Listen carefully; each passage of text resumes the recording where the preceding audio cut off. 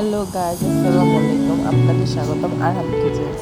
আজকে আমি আপনাদের বাসায় কিভাবে খুব সহজে একটি সুস্বাদু চটপটি তৈরি করা যায় তাই দেখাবো।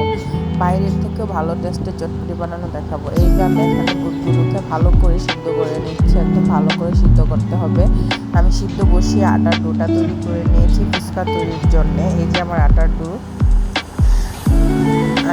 রেডি হয়ে গেছে। এখন আমি এটাকে ভালো করে মিক্স করে তারপরে একটা রুটি তৈরি করে নেব।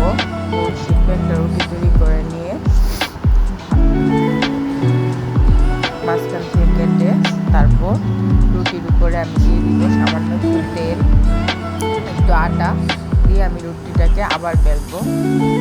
এই যে আমি আপনাদেরকে আজকে শিখিয়ে দেব কিভাবে খুব সহজে ঘরে ফুচকা ফুলকো ফুচকা তৈরি করা যায়। একদম বল শেপের ফুচকা তৈরি হবে। আপনারা এই টিকটা বাসায় একবার হলেও করে দেখবেন। এই যে এমন করে ফুচকাগুলোকে আমি এখন একটি বোতলের মুখের সাহায্যে কেটে নিয়েছি, কাটা হয়ে গেছে আমার। এখন আমি একটা ফুচকা করে তুলে তেলে দিয়ে দিব। আর ফুচকাগুলো একদম কাটা হয়ে গেছে, সবগুলো ফুচকা কাটা শেষ। এই যে আমি তেলে দিয়ে দিচ্ছি। তেলে দেওয়া মাত্রই ফুচকাগুলো ফুলে একদম বল শেপ হয়ে যাবে। এই যে আমার ফুচকাগুলো একদম বলের মতো ফুলে গেছে। এখন এগুলোকে ভালো করে মুচমুচে করে ভাজতে হবে।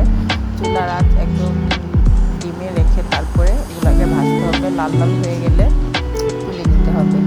খুব সহজে বাসার মধ্যে খুব সুস্বাদু ফুচকা তৈরি করা যায়, তা একদম মুচমুচে হবে। এভাবে আপনারা তৈরি করে দেখবেন, আশা করি খুবই ভালো হবে। আমার ফুচকাগুলো রেডি। আমি এখন এগুলোকে নামিয়ে নিয়েছি। আমি কিছু চটপটির জন্যও কিছু ফুচকা তৈরি করে নিয়েছি। এই যে আমি আপনাদের সাউন্ড শোনার জন্য দেখাচ্ছি যে আসলে যতটুকু মুচমুচে হয়েছে তা আপনারাই দেখেন।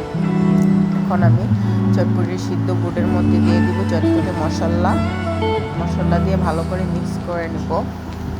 তার মধ্যে আমি দিয়ে দিব টমেটো, ধনিয়া পাতা, ডিম, কাঁচামরিচ, শুকনো মরিচের গুঁড়ো। এগুলো দিয়ে একটু ভালো করে নাড়িয়ে একটু জাল করে একটু ভালো করে ফুটে আসলে নামিয়ে নিতে হবে। ঘনত্বটা ঠিক এমনই থাকবে। এই যে আমার ফুচকা তৈরির জন্য যে ডালটা তৈরি করেছি তার ঘনত্বটা দেখতে পারতেছেন, এমন ঘনত্বই লাগবে। এখানে আমি নিয়েছি তেঁতুল, কাঁচামরিচ, ধনিয়া পাতা সব কিছু নিয়ে, এই যে পেঁয়াজ, যা যা লাগে সব কিছু নিয়েছি। এখন আমি তেঁতুলের টকটা তৈরি করে দেখাবো। ফুচকার টকটা তৈরি করা খুব সহজ। তেঁতুলের মধ্যে দিয়ে দিবেন গরম পানি, একটু লবণ দিয়ে ভালো করে তেঁতুলগুলোকে হাত দিয়ে মিক্স করতে হবে। অবশ্যই গরম পানি দিয়ে করতে হবে, তাহলে এটার টেস্টটা খুব ভালো হবে। তারপরে যা বেশি আবর্জনাগুলো থাকবে এগুলো তুলে ফেলতে হবে। এর মধ্যে দিয়ে দিতে হবে লবণ, শুকনা মরিচের ফাঁকি, একটু ধনিয়া পাতা দিয়ে আর একটু পানি মিক্স করে নিতে হবে। তাহলেই আমাদের টকটা রেডি হয়ে যাবে। সাথে আমি একটু লেবুর রসও দিয়ে দিয়েছি স্মেলের জন্য, যাতে স্মেলটা ভালো আসে তাই।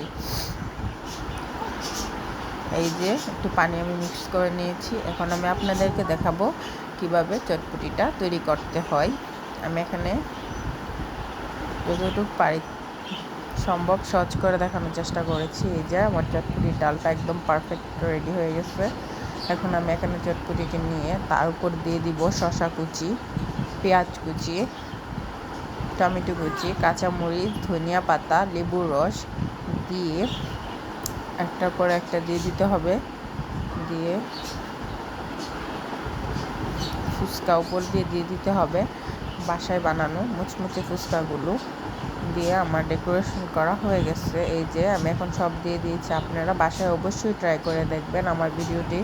আমি যতটুকু পেরেছি খুব সহজ করে দেখানোর চেষ্টা করেছি। আমার ফুচকাটা খুব সুস্বাদু হয়েছে। আপনারা বাসায় বানিয়ে খেয়ে আমাকে অবশ্যই জানাবেন কেমন হয়েছে। যে আমি ডেকোরেশনের জন্য একটু ডিম দিয়ে দিয়েছি। সবাইকে ধন্যবাদ আমার এই ভিডিওটা দেখার জন্যে। আপনাদের যদি ফুচকার রেসিপি লাগে তাহলে আমি আপনাদেরকে ফুচকার রেসিপিটা দেখাবো। আমি আজকে